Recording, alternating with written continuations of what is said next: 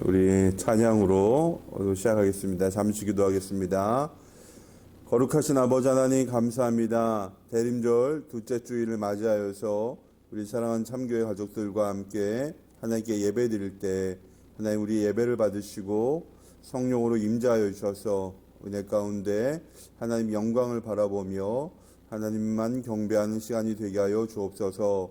원근각처에 흩어져 있지만 성령으로 하나 되게 하여 주시고 하나님께 온전히 집중하는 시간이 될 줄로 믿사옵고 귀하신 예수님 이름으로 기도드립니다. 아멘. 우리 이 시간에는 찬송가 126장 천사 찬송하기를 찬송하겠습니다. 126장입니다.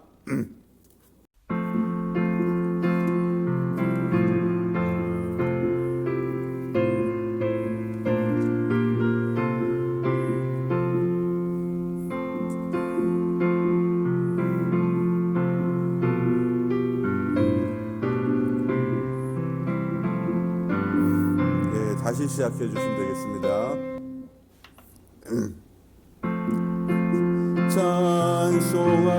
찬송하기를 거룩하신 구주께 영광 돌려보내세. 구주 오늘 나셨네. 크고 작은 나라를 기뻐하여라. 영광 많은 왕의 왕 베들레헴 나신 주. 영광 많은 왕의 왕 베들레헴 나신 주. 오늘 나신 예수는 하늘에서 내려와 저녁 몸에 나셔서 사람 몸을 입었네. 세상 모든 사람들 영원하신 주님께 영광 돌려보내며 높이 찬양하여라. 영광 돌려보내며 높이 찬양하여라. 의로우신 예수는 평화의 왕이시고 세상 빛이 되시며 우리 생명 되시네. 죄인들을 불러서 거듭나게 하시고 영생하게 하시니 왕께 찬양하여라. 영생하게 하시니 왕께 찬양하여라. 아멘. 우리 이 시간에 사도신경으로 우리의 신앙을 고백하겠습니다. 나는 하신 아버지 하나님 전지의 창조주를 믿습니다. 나는 그의 유일하신 아들 우리 주 예수 그리스도를 믿습니다. 그는 성령으로 잉태되어 동정녀 마리아에게서 나시고 본디오 빌라도에게 고난을 받아 십자가에 못 박혀 죽으시고 장사된 지 사흘 만에 죽은 자 가운데서 다시 살아나셨으며 하늘에 오르시어 전능하신 아버지 하나님 우편에 앉아 계시다가 거기로부터 살아있는 자와 죽은 자를 심판하러 오십니다. 나는 성령을 믿으며 거룩한 공교회와 성도의 교제와 죄를 용서받는 것과 몸의 부활과 영생을 믿습니다. 아멘. 우리 성시교독은 116번입니다. 성시교독 116번입니다.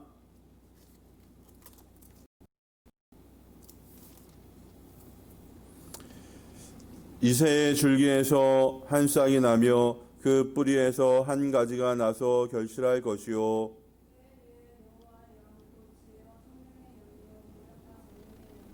지식과 여호와를 경외한 영이 강림하시리니 그의 눈에 보이는 대로 심판하지 아니하며 그의 귀에 들리는 대로 판단하지 아니하며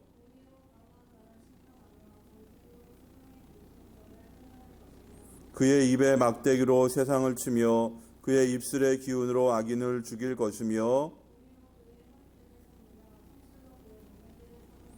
그때의 이리가 어린 양과 함께 살며 표범이 어린 염소와 함께 누우며 암소와 곰이 함께 먹으며 그것들의 새끼가 함께 엎드리며 사자가 소처럼 풀을 먹을 것이며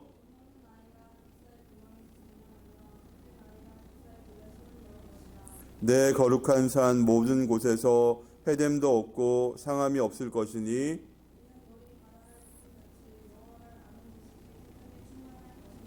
그날에 이새의 뿌리에서 한 싹이 나서 만민의 기초로 설 것이요 아멘.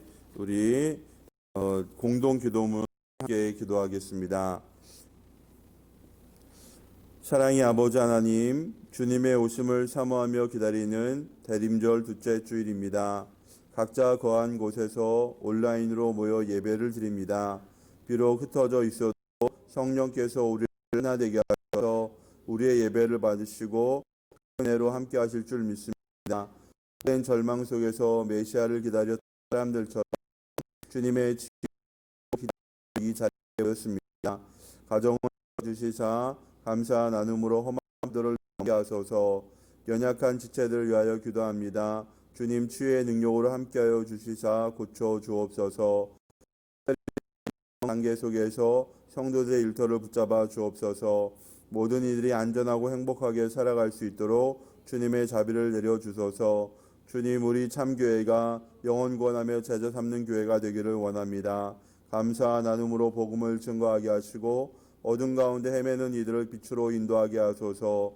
주님, 이 시대에 드리워진 어둠을 깨트리는 교회가 되게 하소서. 세상이 어두울수록 진리의 빛을 밝히게 하시고 차가운 세상을 복음의 온기로 데우는 교회가 되게 하소서. 이제 말씀을 듣습니다.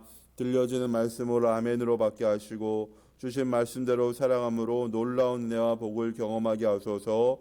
우리를 구원하기 위해 이 땅에 오신 구세주 예수 그리스도의 이름으로 기도드립니다. 아멘. 광고 말씀 드리도록 하겠습니다. 먼저 우리 다 같이 교회표 복음으로 행복한 우리 동네 참교회 저를 따라서 함께하며 읽겠습니다. 손 올리시고 시작. 복음으로 우리 동네 할렐루야.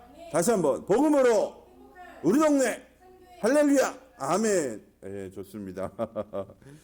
오늘은 대림절 둘째 주입니다. 우리 대림절 맞춰서 이렇게 촛불을 켜고 있는데요. 보라색은 기다림을 상징하는 색입니다. 사순절에도 이제 보통 이 보라색, 그리고 우리 대림절에도 이제 보라색 쓰고요. 이게 워낙 이제 여기 이게 까만 거로 있는 흰 초예요. 이제 흰색은 이제 흠과 티가 없으신 세상을 구원한 어린 양으로 오신 예수님에 대해서 이제 그다음에 그 부활의 능력과 또 십자가의 고난 뭐 이렇게 다 쭉 상징하는 색들입니다. 또 이 하얀색이 부활을 상징하기도 해요. 그래서 우리가 대림절 맞아서 촛불 하나 시키면서 예수님의 이 땅에 오심의 의미를 되새겨 보는 것입니다. 우리 다음 주에 예정되었던 감사 나눔 특강은 우리가 이제 좀 연기를 했습니다. 빠르면 1월 20일, 늦으면 내년으로 좀 넘어갈 것 같은데요. 하여튼 잘 진행이 될 수 있도록 여러분 기도해 주시고, 오늘 새벽에도 이제 우리 감사 나눔도 올리셨는데, 이 감사가 우리가 좋은 일만 감사하는 것이 아니라 힘든 일 속에서도 감사를 찾으면 그것을 통해서 전화 위복의 복을 하나님께서 베풀어 주실 줄로 믿습니다. 그래서 또 우리 어려움에 있는 분들 위로해 주시고 격려해 주시고 또 감사 나눔으로 승리하는 우리 참교회 가족들이 되시길 바랍니다. 우리 성탄절 우리 12월 25일에는 우리가 이제 세례식과 함께 감사하는 축제를 계획하고 있는데요. 여러분 많은 참여 바랍니다. 그래서 삼식감사를 써 오셔서 우리가 직접 또 읽고 또 나누고 또 이렇게 또 선물도 나누는 뭐 이런 시간이 있을 텐데요. 정말 축제의 시간이 될 수 있도록 여러분 많은 협조 부탁을 드립니다. 그리고 교회 헌금 계좌 이제 안내해 드립니다. 이제 우리가 온라인으로 예배를 드리지만 또 하나님께 예배 드리는 것이기 때문에 또 이렇게 헌금을 하는 일에도 여러분 같이 하나님께 드리는 일에 같이 하시기를 바랍니다. 그리고 또 특별히 저희가 광고를 드리진 않지만 우리가 이제 겨울에는 우리 학생들을 위한 독서 캠프를 준비를 하고 있습니다. 지금 일단 중학교에 올라가는 친구들을 위해서 예비 중학생들 모이는 독서 토론반하고 또 우리 초등학생 학생들을 위한 이렇게 반을 준비를 하고 있는데요. 일주일에 한 번씩 이렇게 각각 모이게 될 것 같아요. 은혜로운 시간이 되고 좋은 열매를 맺는 시간이 될 수 있도록 여러분 기도해 주시기를 부탁을 드리겠습니다. 특별히 이제 다른 광고는 우리가 이제 그리고 한 가지 더 광고를 드릴 것은 우리가 일단 이번 주일하고 다음 주일 온라인으로 예배를 드리고 우리가 20일 주일하고 또 성탄절에는 우리가 뭐 아주 특별한 일 없으면 모이도록 하겠습니다. 그래서 같이 모여서 예배도 드리고 또 우리가 세례를 주려면 세례자 교육도 좀 필요해요. 그래서 이런 모든 걸 진행을 할 텐데 여러분 많이 협조해 주시고 또 주변의 VIP들도 여러분 우리 이제 이런 감사남 축제나 이럴 때 같이 초청해서 은혜의 시간이 될 수 있도록 같이 협력해 주시면 감사하겠습니다. 그러면 오늘 우리에게 주신 하나님의 말씀 마태복음 5장 13절부터 48절까지 말씀을 보겠습니다. 마태복음 5장 13절부터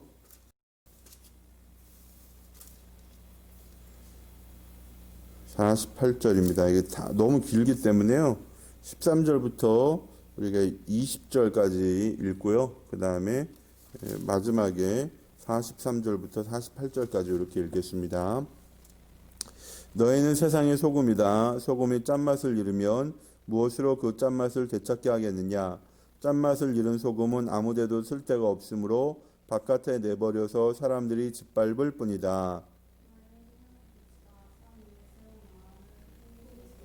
또 사람이 등불을 켜서 말 아래에다 내려놓지 아니하고 등경 위에다 놓아둔다.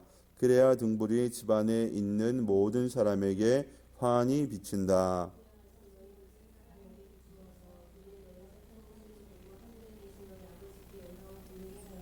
내가 율법이나 예언자들의 말을 폐하러 온 줄로 생각하지 말아라. 폐하러 온 것이 아니라 완성하러 왔다.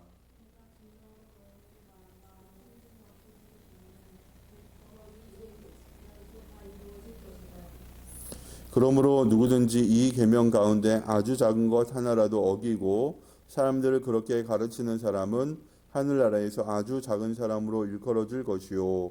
또 누구든지 계명을 행하며 가르치는 사람은 하늘나라에서 큰 사람이라고 일컬어질 것이다.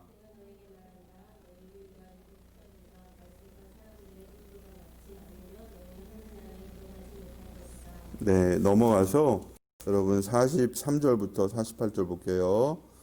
내 이웃을 사랑하고 내 원수를 미워하라 하고 말한 것을 너희는 들었다.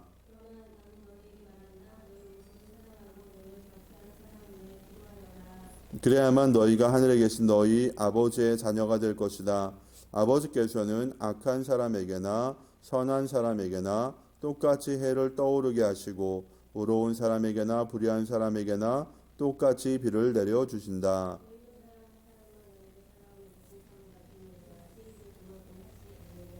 또 너희가 너희 자매들에게만 인사를 하면서 지내면 남보다 나을 것이 무엇이냐? 이방 사람들도 그만큼은 하지 않느냐? 아멘. 할렐루야. 예, 하나님의 크신 은혜가 또 오늘 이렇게 온라인으로 예배드리는 이 자리에 또 함께 하신 여러분 모두에게 넘치시길 바랍니다. 예, 사랑하고 축복합니다. 네, 반갑습니다. 제가 나온 수원에 있는 중학교, 고등학교는 다 야구부가 있었어요. 수원 북중, 그다음에 수원 유신고등학교 다 야구부가 있었어요. 이제 대학교는 이제 축구부가 있었고요. 이제 야구부가 있는 학교를 다니다 보니까 자연스럽게 야구를 또 많이 보게 됐어요. 물론 이제 제가 초등학교 다닐 때 프로야구가 개막을 했는데, 그때도 이제 야구 경기 참 많이 보긴 했는데, 이제 고등학교 다니면서 참 이제 하여튼 시도 때도 없이 야구하는 거 보니까 이제 하여튼 재밌게 봤습니다. 여러분 이 야구를 어떤 사람들은 투수 노름이다 이렇게 얘기하는 분들도 있죠. 그래서 투수가 굉장히 중요한 역할을 합니다. 그런데 투수가 한 경기에서 보일 수 있는 최대한의 퍼포먼스, 그러니까 최고의 기량을 가질 때 보일 수 있는 거를 뭐라고 하냐면은 퍼펙트 게임이라고 해요. 퍼펙트 게임. 들어보셨죠? 그러니까 퍼펙트 게임은 뭐냐면은 경기가 진행되는 동안 안타, 포볼, 데드볼, 홈런, 하여튼 어떤 이유로든 주자를 어디까지 1루 이상으로 진루시키지 않는 거를요 퍼펙트 게임이라고 해요. 1회부터 9회까지 하면은 모두 27명의 타자를 상대를 하게 되는데요. 이 27명을 단 한 명도 1루까지 진루시키지 않아야지 퍼펙트 게임이 되는 거예요. 여러분 우리나라에서는 퍼펙트 게임이 몇 번 나왔을까요? 우리나라 프로야구가 38년이 되는데요. 아쉽게도 지금까지 단 한 게임도 퍼펙트 게임이 없었어요. 120년 역사를 가진 메이저리그에서는요. 23명의 투수만이 이 퍼펙트 게임을 했습니다.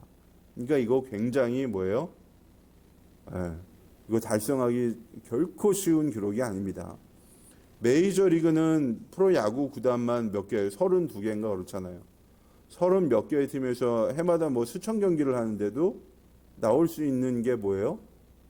그걸 120년 동안 했는데 23명의 투수만이 퍼펙트 게임을 했으니까 이게 얼마나 나오기 힘든 그런 경기인 줄 알 수 있죠. 이게 퍼펙트니까 이거 뭐 다른 말로 하면 뭐예요? 완전 게임, 완전 경기 뭐 이렇게 알게 되는데 이게 투수 입장에서는 굉장히 영광스러운 기록이지만 당하는 상대 팀에게서는 뭐 굉장히 불명예스러운 기록이 되겠죠. 예. 하여간 이게 압도적인 능력을 가지고 있어야 퍼펙트 게임 하는 겁니다. 그런데 오늘 말씀에서 예수님께서요 제자들에게 굉장히 뜻밖의 이야기를 하고 있어요. 48절 우리가 좀 전에 읽었죠? 뭐라고 되어 있어요? 그러므로 하늘에 계신 너희 아버지께서 완전하신 것 같이 너희도 완전하여라. 완전해라. 제가 여러분에게 여러분 하나님처럼 완전하게 사세요.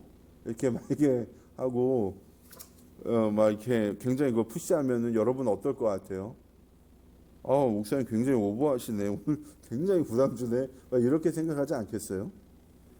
여러분, 예수님이 제자들에게 너희들 하나님이 완전하신 것처럼 너희도 완전하게 살아. 그 얘기를 이 제자들이 듣는데 하나님은 뭐 하나님인데 이 세상을 창조하시고 다스리시는 분인데 하나님이 세운 법과 규칙과 질서대로 움직여 나가는데 우리가 어떻게 하나님처럼 살 수 있어? 이런 생각이 들겠죠. 여러분, 그럼 예수님이 그걸 몰랐을까요? 예수님이 아마 그거 모르고 너희 완전하게 살아 이렇게 얘기한 건 아닐 거예요. 여러분 우리가 예수님에게서 하신 이 48절의 말씀을 이해하려면요 13절부터 16절까지를 조금 읽어야 돼요. 이게 13절부터 16절 굉장히 중요한 말씀이기 때문에요 같이 한번 읽어볼게요. 시작.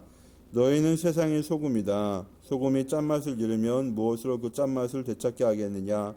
짠맛을 잃은 소금은 아무데도 쓸데가 없으므로 바깥에 내버려서 사람들이 짓밟을 뿐이다. 너희는 세상의 빛이다. 산 위에 있는 새우 마을은 숨길 수 없다. 또 사람이 등불을 켜서 말 아래에다 내려놓지 아니하고 등경 위에다 놓아둔다. 그래야 등불이 집안에 있는 모든 사람에게 환히 비친다. 이와 같이 너희 빛을 사람에게 비추어서 그들이 너희의 착한 행실을 보고 하늘에 계신 너희 아버지께 영광을 돌리게 하라. 아멘. 지금 세상의 소금과 빛에 관한 말씀, 그리고 세상 사람들이 너희의 착한 행실을 보고 하나님 아버지께 영광을 돌리게 하라.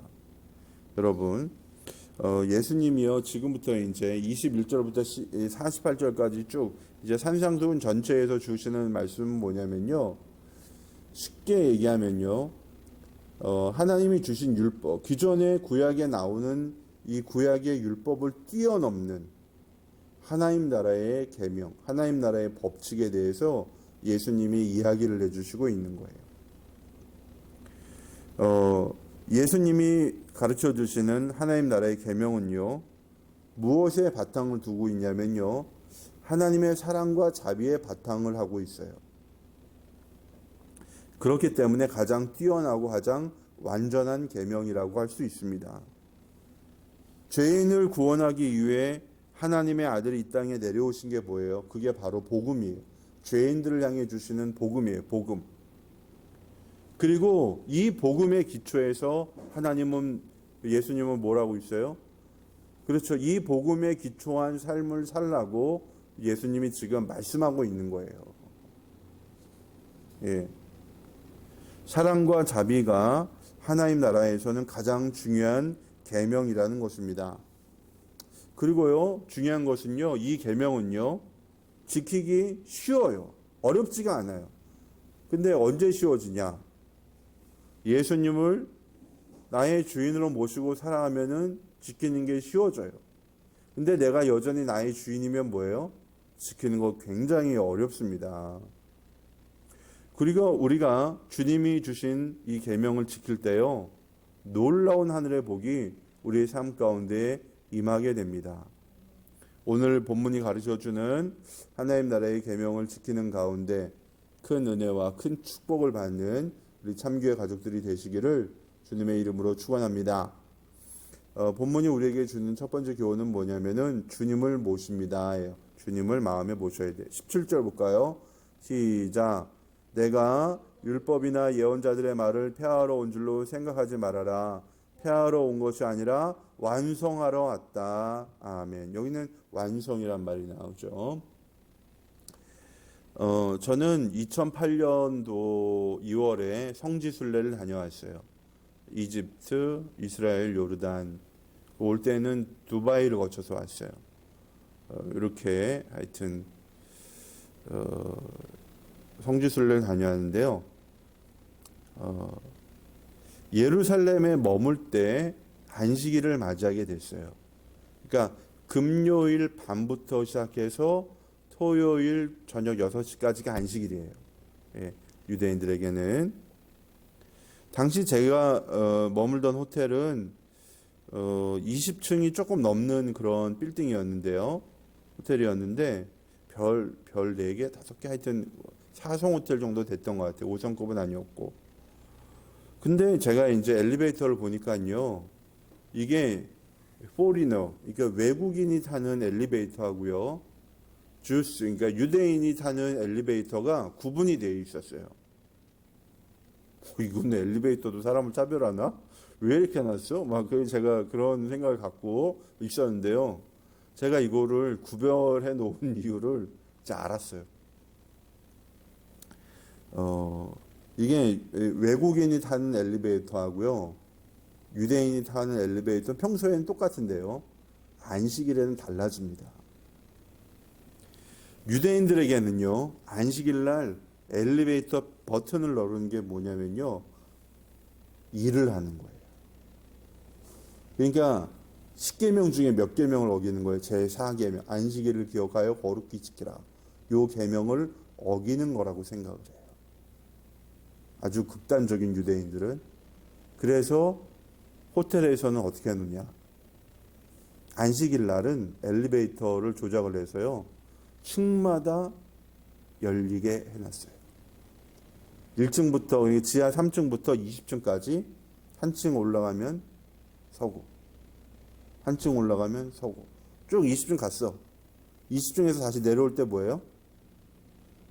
한 층 내려오면 서고, 한 층 내려오면 서고, 그렇게 가는 거. 왜? 자동으로 열렸다 닫으니까 뭘 해요? 엘리베이터 버튼을 안 눌러도 되잖아. 유대인들은 뭘 타야 돼? 안식일 날, 그렇죠. 안식일 엘리베이터를 타야 돼요. 유대인 전용 엘리베이터. 만약에 외국인이, 나 같은 한국 사람이 이 유대인 엘리베이터를 탔다고 생각을 해보세요. 엄청 짜증나죠. 그냥 우리는 성질 급한 사람은 그냥 걸어 올라가고 이 호텔에 대해서 얼마나 악평을 해야 되겠어요. 그러니까 유대인하고 뭐예요? 그 외국인하고 엘리베이터를 구분을 해 놓은 거예요. 아예 딱 구분을 해 놨어요. 이게 언제 상황이냐면요. 2008년도에 그랬다고. 2008년. 2000년 전이 아니라 지금 그런다고. 지금 유대인들은. 지금 그러고 살아요. 예수님 당시에는 어땠을까? 아마 지금보다 더 엄격하게 율법을 지켰을 것 같아요. 그런데 예수님은 17절에 이런 말을 하셨어요. 나는 율법을 폐하러 온 것이 아니라 완성하라. 여러분 이렇게 아주 불친절하고 힘들게 어렵고 막 이런 율법을 다 지키고 이걸 완성하러 왔다니까 얼마나 우리가 생각하기에는 굉장히 짜증나요. 근데 왜 예수님은 율법을 완성하러 오셨다고 말하셨을까? 혹시 하나님이 주신 율법의 미완성이라는 얘기인가? 근데 또 우리가 예수님이 그 뒤에 말씀 보면요. 율법의 일점 율획도 없어지지 않고 다 뭐예요? 이루어질 것이다. 또 우리 예수님이 그렇게 얘기를 하셨잖아요. 예? 예. 그리고 율법을 폐하지도 않을 것이다. 우리 주님께서 그렇게 얘기를 하셨잖아요.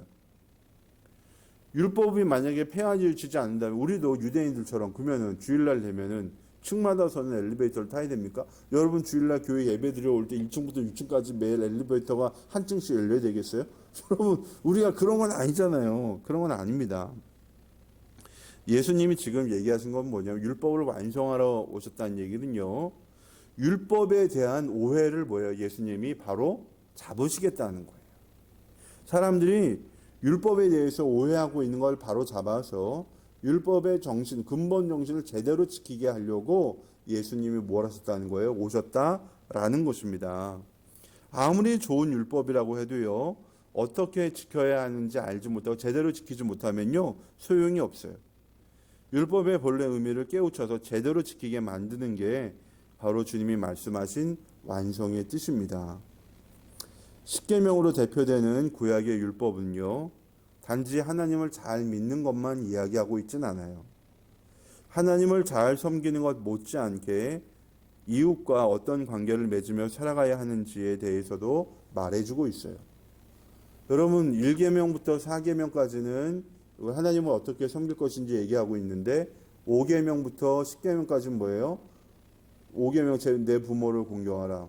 쭉 살인하지 마라. 거짓말하지 마라. 도둑질하지 말라. 내 유의 것을 탐내지 마라. 내 유의 것에 대해 거짓 증거하지 마라. 이게 쭉 뭐 하고 있어요? 이야기하고 있잖아요. 이게 5계명부터 10계명까지 6계명은 뭐예요? 사람들 사이에서 어떻게 살아야 하는지를 예수님이 하나님이 이미 이야기를 해주셨어요. 이건 뭐냐? 하나님을 섬기는 것 못지않게 이웃과의 관계도 뭐하다? 중요하다라는 거예요. 매우 중요해요. 가끔 이런 사람들이 있어요. 다른 사람에게 심각한 피해를 입혔어요. 잘못을 저지른 거죠. 그리고 교회 와서 회개를 합니다. 하나님, 저 이런 죄를 저질렀어요. 용서해 주세요. 그리고 밖에 와서 말합니다. 나는 용서받았습니다. 주님이 내 죄를 용서해 주셨습니다. 여러분 그게 회개입니까? 23절과 24절 말씀에 의하면요. 그건 회개가 아니에요. 여러분 23절, 24절 말씀 볼까요? 그러므로 내가 제단에 제물을 드리려고 하다가 내 형제나 자매가 내게 어떤 원한을 품고 있다는 생각이 나거든. 너는 그 제물을 제단 앞에 놓아두고 먼저 가서 내 형제나 자매와 화해하여라. 그런 다음에 돌아와서 제물을 드려라. 원한이 있으면 먼저 뭐 해라? 풀어라. 그 다음에 제물을 드려라. 그러니까 원한을 풀지 않고 제사 드리고 하는 거 소용이 있다는 거예요? 없다는 거예요. 없다는 거. 하나님이 그런 예물 받지도 않으신다는 겁니다. 여러분, 회개는요 마음에서 시작이 되는데요 삶으로 나타나야 돼요. 내가 입으로만 떠든다고 해서 그 회개가 아닙니다. 예. 형제에게 원망을 들을 만한 일이 있거든 그거 해결하고 와야 돼요. 그래야 진정한 그리스도인의 삶이 시작이 되는 것입니다. 여러분, 손바닥으로 하늘을 가린다고 해서 하나님 못 보시겠어요? 눈 가리고 아웅하는 회개는요 아무 소용이 없어요. 그리고 가슴에 예수님을 모시고 있으면요 그렇게 살 수 없습니다. 예수님은 사람들이 하나님을 사랑하는 것처럼 형제 자매 이웃들을 사랑하기를 원하셨어요. 그리고 형제 자매 이웃들을 사랑할 때요 그들이 나에게 해준 만큼 사랑하는 것은 사랑이 아니에요. 여러분, 우리 산상순을 보면요 몇 절을 보시냐면요 46절 보세요. 너희를 사랑하는 사람만 너희가 사랑하면 무슨 상을 받겠느냐? 세리도 그만큼은 하지 않느냐? 또 너희가 너희 형제 자매들에게만 인사를 하면서 지내면 남보다 나을 것이 무엇이냐? 이방 사람들도 그만큼은 하지 않느냐? 세상 사람들도 뭐예요? 자기를 사랑하는 사람 챙겨준다는 거야. 그게 세상의 윤리예요. 세상의 윤리. 근데 그리스도인은 그거는 뭐예요? 뛰어넘어야죠. 하나님의 사랑이 뭡니까? 죄인을 품어주고 죄인을 용서하고 그런 사람을 용서하고 품어주는 하나님의 사랑이잖아요. 이 하나님의 사랑이 우리 안에 있어야지 하나님의 말씀이 하나님의 진정한 이 계명이요 이루어지는 거예요. 사랑하는 여러분, 이게 바로 계명을 주신 목적이요 율법을 완성하는 삶입니다. 하나님을 사랑하는 것처럼 형제 자매 이웃들을 사랑하는 것. 조건을 보고서가 아니라 그들이 하나님의 자녀이기 때문에 사랑하는 것. 이게 율법을 완성하는 삶입니다. 그런데 이 하나님의 말씀을 지킬 수 있는 능력은요 우리에게 있지 않아요. 가슴에 예수님을 모셔야 우리가 말씀대로 살아갈 수가 있어요. 내가 잘하는 것 같죠? 아닙니다. 나는 언제나 실수할 수 있어요. 넘어질 수가 있어요. 그런데 내가 예수님을 모시려고 노력을 하고 주님을 끊임없이 구하고 찾으면요 예수님이 우리에게 이 말씀대로 살아갈 수 있는 힘을 주시는 것입니다. 제가 요즘 새벽 기도의 시간에요 축도를 마치고 2분 동안 주여 기도를 합니다. 아시죠? 주여! 주여! 주여! 2분 동안 주여만 찾아요. 한 2, 3분, 어떨 때는 3분 될 때도 있고 어떨 때는 하여튼 그런데 이게 주여 찾으면서 기도를 할 때 딴 생각은 안 해요. 뭐만 해요? 주님만 찾는 거예요. 딴 생각 다 내려놓고 주님만 바라보는 거예요. 주님께만 집중하는 거예요. 그러면 뭐예요? 주님이 내 마음 가운데 임하셔요. 그 다음에 기도가 되는 거지. 내가 일방적으로 쏟아놓는 것보다 그 전에 먼저 진심으로 주님을 내 가슴속에 모시는 거, 주님을 나의 주인으로 모시는 거, 주님을 내 안에 정말 나의 중심에 나의 주인으로 모시고 우리가 살아갈 때 우리 주님 우리 기도도 들으시고요. 우리가 주님의 말씀대로 살아갈 수 있는 능력도 얻게 되고요. 오늘 주님의 말씀하신 이 율법도 이 완성할 수 있는 그런 지혜와 그런 능력이 저와 여러분에게 임할 줄로 믿습니다. 다른 무엇보다도 주님을 모시는 일에 집중하는 저와 여러분이 되기를 우리 주님의 이름으로 축복합니다. 그럼 두 번째 볼까요? 시작. 더 의롭게 살아갑니다. 20절 시작. 내가 너희에게 말한다. 너희의 의가 율법학자들과 바리새파 사람들의 의보다 낫지 않으면 너희는 하늘나라에 들어가지 못할 것이다. 아멘. 보세요. 율법학자들과 바리새파 사람들보다 더 의롭게 살아야 된대요. 여러분, 율법학자들하고 바리새파 사람들은요 율법을 달달 외우고 살아가는 사람들이에요. 여러분, 구구단 잘 아시죠? 우리 구구단을 외자 게임 있잖아요. 3947이 64. 28? 근데 구구단을 위해서 막 하면 우리가 헷갈릴 것 같아요? 잘할 것 같아요? 우리 참교회 가족들은 다 잘하겠지만 저는 많이 헷갈리더라고요. 막 갑자기 77이 하면 48? 막 그럴 수도 있어요. 여러분, 이게 우리가 잘 외우는 구구단도 우리는 막 이렇게 헷갈리잖아요. 근데 이 율법학자들하고 바리새파 사람들은요, 율법을 달달달달 외워서 이렇게 뭐 헷갈릴 일이 없는 사람들이야. 그런데 그런 사람들보다 더 의롭게 살아야 된대요. 이거 지금 예수님이 하신 말씀이잖아요. 너희 의가 율법학자들과 바리새파 사람들의 의보다 낫지 않으면 너희는 하늘나라에 뭐한다? 들어가지 못한다. 이거 예수님이 하신 말씀이에요. 여러분, 우리가 어떻게 율법학자들이나 바리새파 사람들보다 더 의로워질 수 있어요? 예. 21절부터 48절까지의 말씀을 쭉 보면요, 거의 공통된 한 가지 형식이 있어요.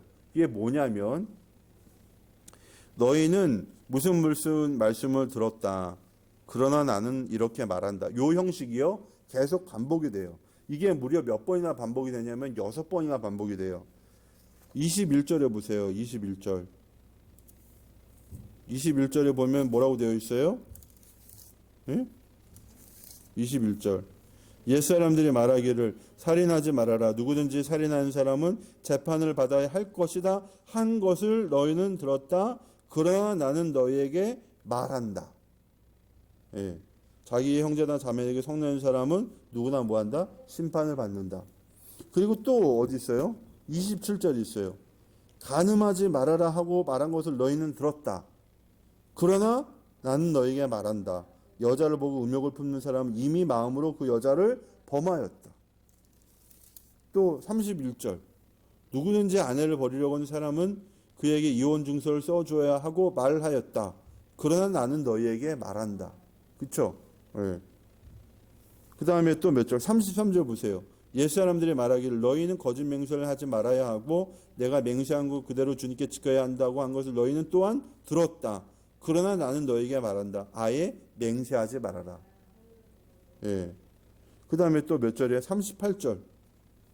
눈은 눈으로 이는 이로 갚아라 하고 말한 것을 너희는 들었다. 그러나 나는 너희에게 말한다. 악한 사람에게 맞서지 말아라. 누가 내 오른뺨을 치거든 왼쪽 뺨마저 돌려대어라.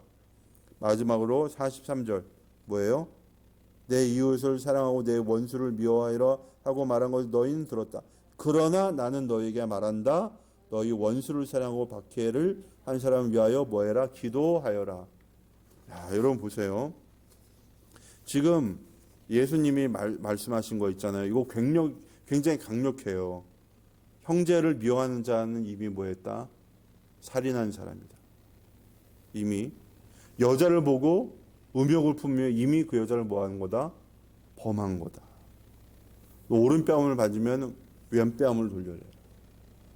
그리고 맹세는 아예 하지 마라. 그리고 이웃이 아니라 누구까지? 원수까지 사랑해라. 이거 굉장히 강력하잖아요. 율법보다 더 뭐예요? 한 걸음 더 나간 거예요. 그리고 예수님은요, 이 말씀 그대로 실천했어요. 실제로 예수님은 뭘 했어요? 죄인을 위해 십자가를 지시고 죽으셨잖아요. 네? 더러운 죄인의 죄를 지시고 십자가에서 죽기까지 하셨잖아요. 이게 뭘 얘기하는 거냐면요. 예수님이 말씀하신 이 새로운 계명은요, 구약의 율법을 뛰어넘는 거예요. 율법학자들이나 바리새인들이 가진 의보다 뭐예요? 더 뛰어난 거예요. 우리가 세상을 살면서요, 세상에 화 한 번 내지 않고 사는 사람들이 얼마나 될까? 마음속에 음욕이 일어나지 않는 사람 얼마나 될까? 오른뺨을 치면 왼뺨을 돌려댈 줄 사람이 얼마나 있을까? 근데 예수님은 바로 우리에게 이러한 차원이 다른 의를 요구하고 있어요. 이거 너무 어렵다고 생각이 될지 모르지만요. 의외로 이거 쉬워요. 언제 쉬워지냐? 나쁜 짓을 안 하려고 노력하지 말고요.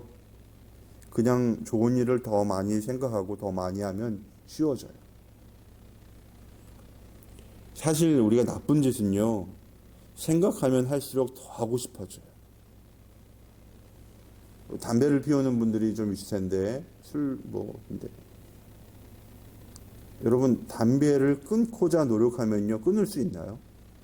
이게 너무너무 힘들어요. 끊어지기 어려워요. 예. 이거 끊으려면요, 담배 말고 다른 걸 생각해요. 더 좋은 일을 생각을 해야 돼요. 관심을 다른 데 두어야 돼요. 담배보다 더 좋은 걸 찾아야 돼요. 그러면 끊을 수 있어요. 마찬가지로 우리가요, 나쁜 짓을 안 하고 선한 일을 하려면요, 내가 할 수 있는 좋은 일이 뭐가 있을까? 그걸 생각을 하는 거예요. 그리고 그거를 뭐 하는 거예요? 실천하는 거예요. 그게 그리스도인으로서 살아가는 가장 쉬운 방법이에요. 얼마 전에 목장에서도 자녀에 대해서 이야기를 하는데, 그 아이가 좋아하는 게 있어. 그거에 대해서 잘해. 그럼 걔는 계속해서 그것만 생각을 하겠죠?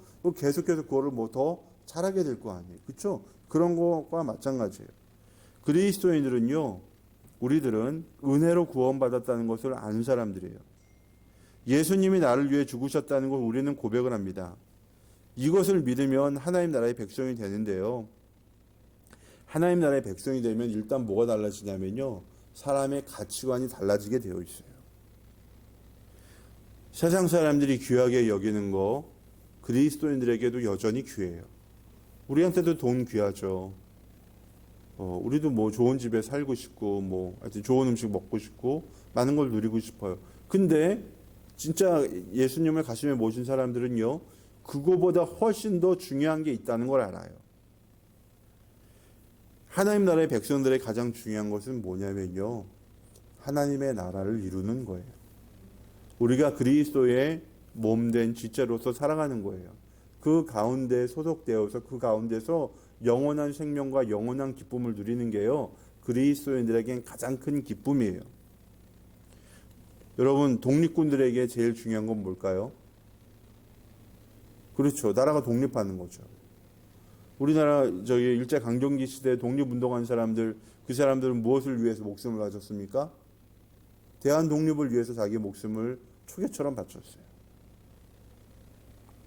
마찬가지로 하나님 나라의 백성들에게 가장 중요한 게 뭘까요? 하나님 나라입니다. 하나님 나라를 이루어가는 거예요. 하나님이 하나님의 뜻대로 다스리시는 하나님의 나라. 그리고 이 나라에 살아가는 사람들은요, 하나님의 뜻대로 살아가면서 거기에서 기쁨과 평화와 자유를 누리는 거예요. 지난 금요일 저녁에요, 우리 몬탈반 목장에 자매님이 한 분 새로 오셨어요. 제가 조금 보면 처음엔 조금 긴장을 한 것 같은데, 우리 목장 나눔을 하는데 재미있는 얘기가 막 나오니까 같이 막 웃으시면서 즐거워하시더라고요. 그러면서 조금씩 자기 가정의 어려운 일이라든지 좀 얘기하면서 마음을 굉장히 많이 풀어주는 걸 제가 느낄 수 있었어요. 여러분, 이게 바로요, 뭐냐면요, 이게 바로 하나님의 나라를 이루어가는 방식이에요. 그가 목장에 참여해서 다른 형제 자매를 위해서 기도하고, 또 우리가 그의 기도의 제목을 들고 함께 기도하고, 그를 칭찬하고 격려하고 세워주고, 그리스도 안에서 삶의 의미와 자유를 찾고, 삶의 의미를 찾고 자유를 누리고 행복을 누릴 수 있도록 그를 도와주는 것, 이게 바로 하나님의 나라를 구체적으로 이루어가는 것입니다.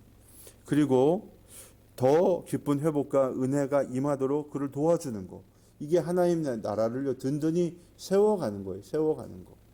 이 좋은 일을, 이게 정말 행복하고 이게 즐거우면요, 우리가 이것을 위해서 우리의 시간을 들이고 우리의 물질을 들이고 우리의 모든 정열을 쏟기 때문에요, 도대체 나쁜 짓을 할 틈이 없는 거예요. 예. 이게 바로 더 의롭게 살아가는 방법입니다. 저는 우리 참교회 가족들이요, 모두 정말 이게 아주 바리새파 사람들이나 율법학자들보다 더 의롭게 살 수 있다고 확신을 합니다. 율법학자들과 바리새파 사람들의 눈은 항상 누구를 향하여 있습니까? 자기 내면을 향해 있지 않아요. 다른 사람들을 향해 있어. 근데 무슨 잣대로 봅니까? 율법을 잣대로 해서 이 사람들이 이거 잘해 못해 그걸 기준으로 두고요, 항상 평가하고 판단을 하는 거예요. 너는 이것 때문에 넌 죄인이야, 너 와서 돌 맞아라. 넌 이것 때문에 죄인이야, 너 가서 뭐해. 넌 이것 때문에 죄인이야. 이렇게 뭐예요? 율법을 정죄와 판단의 수단으로 사용을 해가지고요, 예, 이 사람을 어떻게 하는지 회복하는 데 관심이 있는 게 아니라 이 사람을 뭐예요? 정죄하고 망신두는 데 목적이 있어요. 마음이 거기가 있어요. 그러니까 뭐가 일어나지 않아요? 거기서 회복이 일어나지 않는 거예요.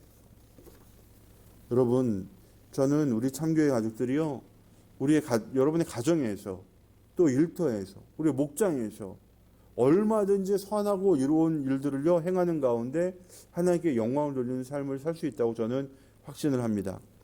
내가 어떻게 하면 우리 가족들을 더 행복하게 할 수 있을까? 내가 어떻게 하면 우리 교회 가족들이 더 행복하게 신앙생활을 할 수 있도록 도와줄 수 있을까? 내가 어떻게 하면 우리의 목장 식구들이 더 기쁨이 충만해질까? 도와줄 수 있을까? 네.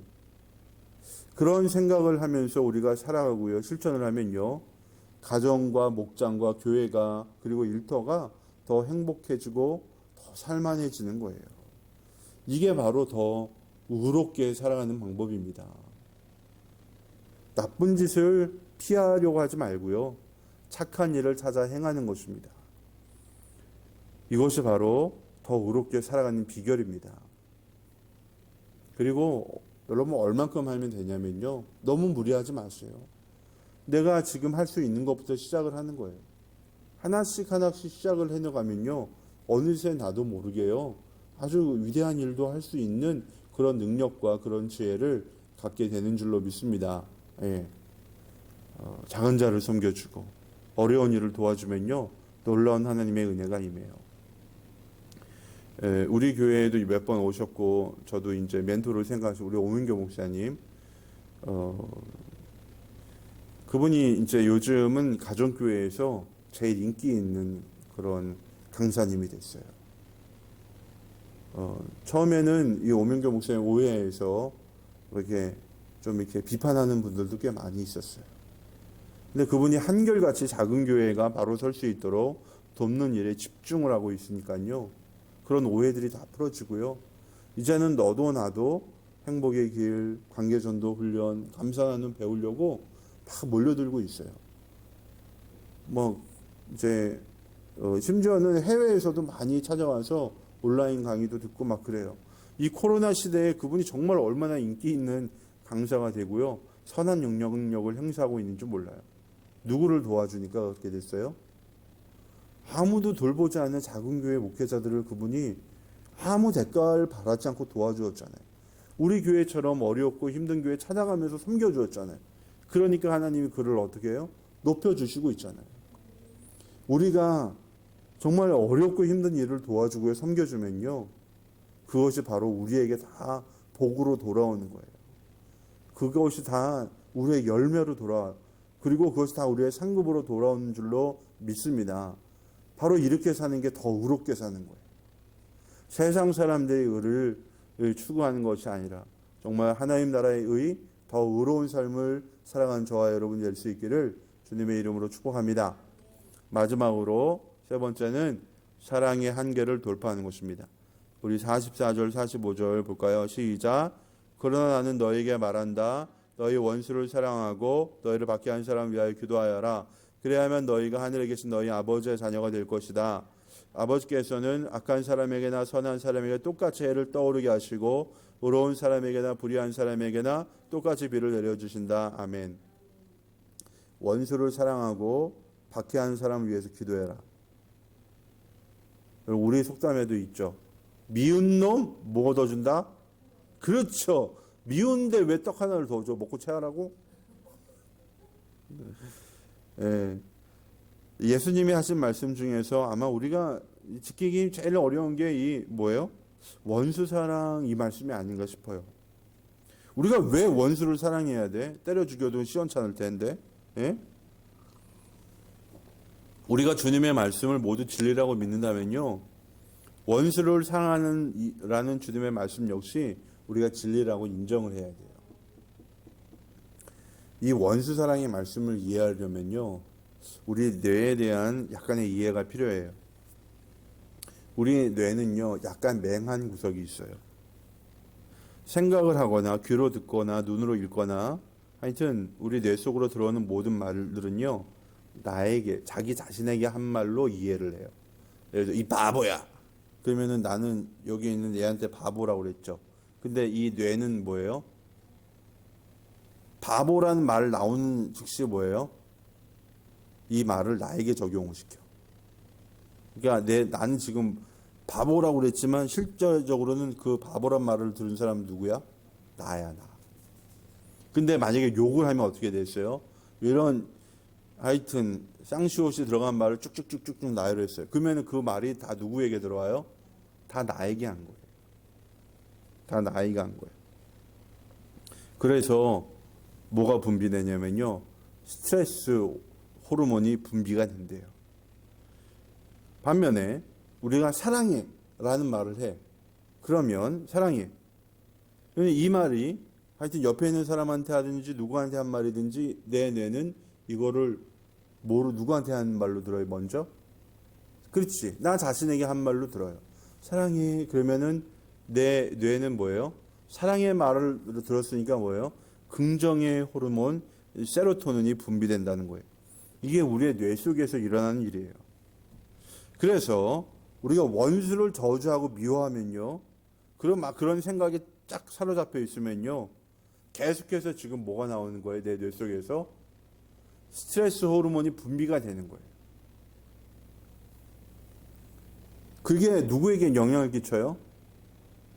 원수에게 가기 전에 이미 그 욕을 하고 원수를 미워한 나에게 영향을 끼치고 있어요. 내가 지금 여기에서 저기에 살고 있는 미운 그놈을 욕하고 있으면요, 걔는 거기에서 잘 살아.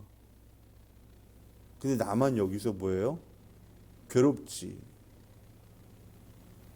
그 악영향이요, 미운 그 사람이 받는 게 아니라 여기서 그 사람 욕을 하고 있는 내가 받는 거예요. 우리가 스트레스를 받을 때 나오는 호르몬이 얼마나 독한지 그 한 방울이면요, 코끼리 수십 마리를 죽일 수가 있대잖아요. 여러분, 이 아주 독한 호르몬이 내 몸속을 돌고 돌면 결국 그거 누구 손해예요? 그렇죠, 내 손해예요, 내 손해. 다른 사람이 아니라 누구? 내 손해라고요. 그러므로 원수를 사랑하는 주님의 말씀은요, 누구를 위한 거예요?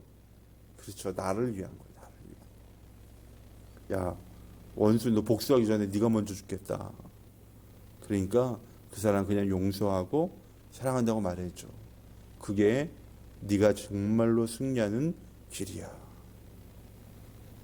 원수를 미워하다가는 우리가 먼저 병에 걸려 죽으니까 우리 자신을 살리기 위해서 원수를 사랑하고 밖에 하는 사람을 위해서 기도하라는 거예요.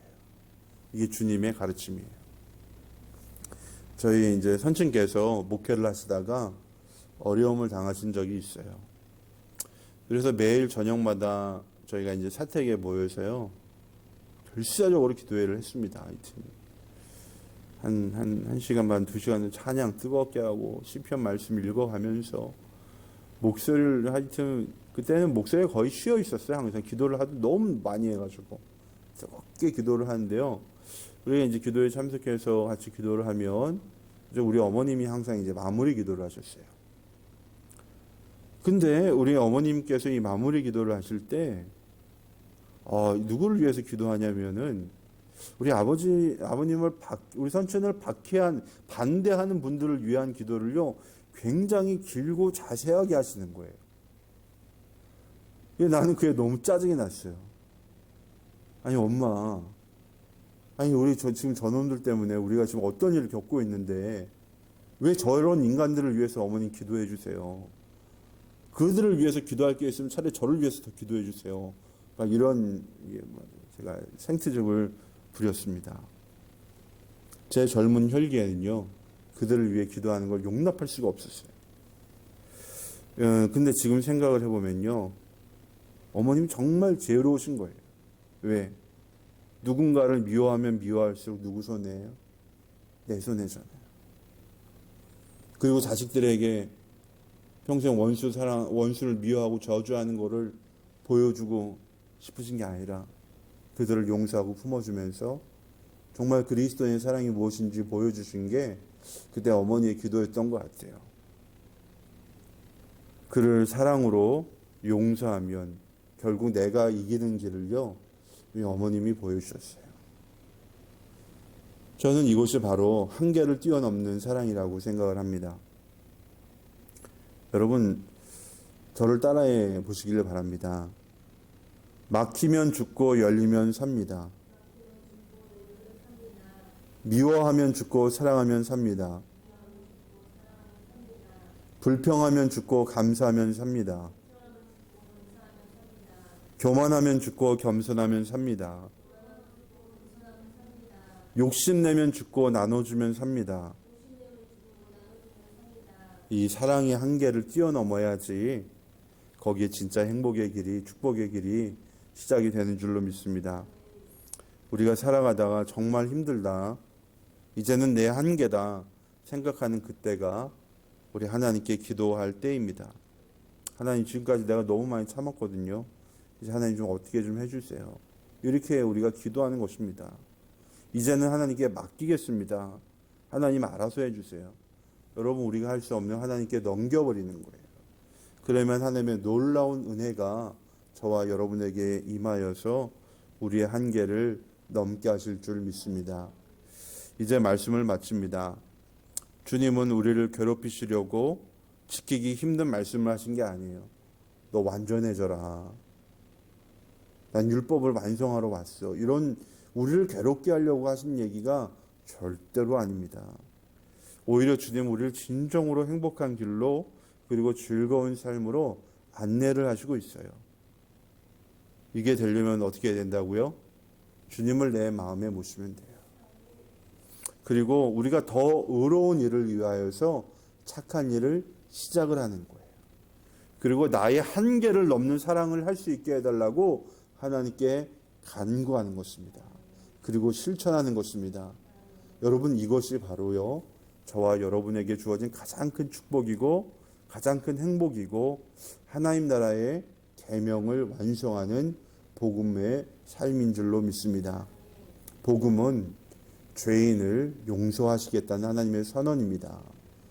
여러분, 이제는 우리가 심판장의 자리에서 내려와서요, 우리도 겸손한 죄인의 자리에 머물러, 이런 나도 용서해 주셨는데 하나님, 나도 이제 용서하며 살겠습니다. 하나님 알아서 해주세요. 나의 억울함과 나의 괴로움도 하나님께 맡겨드립니다. 하나님, 선하게 인도하여 주시고 이 눈물이 변하여 기쁨이 되게 하여 주시고 이 슬픔의 재가 변하여 기쁨의 화관이 되게 하여 주실 줄 믿습니다. 고백하고 주님의 말씀을 지키는 저와 여러분 되기를 우리 주님의 이름으로 축복합니다. 거룩하신 아버지 하나님, 귀한 말씀을 들었습니다. 오늘 우리에게 주신 귀한 말씀을 통해서 하나님께 영광 돌리게 하여 주시고 이제는 하나님 나라와 그 영광을 위해 살아가는 우리 사랑하는 성도들이 다 되게 하여 주옵소서. 특별히 하나님, 오늘도 주의 전에 정말 주님께 하나님 귀한 예물을 드린 손길들이 있습니다. 하나님, 11조의 예물로 또 주일헌금으로 감사헌금으로 여러 가지 제목을 담아 드리는 이 예물을 주님 기쁘게 받아주셔서 우리 사랑하는 성도들의 삶에 큰 은혜를 베풀어 주옵소서. 하나님, 정말 작은 물질이지만 하나님이 주신 것을 바쳤기에 귀한 열매가 그것을 통해서 맺혀질 줄로 믿습니다. 우리 가정을 향한 축복의 씨앗이 되게 하여 주시고 또 하나 아버지, 이 물질을 통하여서 영혼 구원의 제자 삼는 성경적 신약교회를 이루어가는 사역이 더욱더 힘차게 펼쳐지게 하여 주옵소서. 우리 하나님, 지금 코로나19 어려운 시대입니다. 우리 참교회 성도들을 지켜주시사 한 사람도 이 악한 질병에 감염되지 않도록 하여 주시고 저들의 가정과 직장과 일터를 하나님 지켜주옵소서.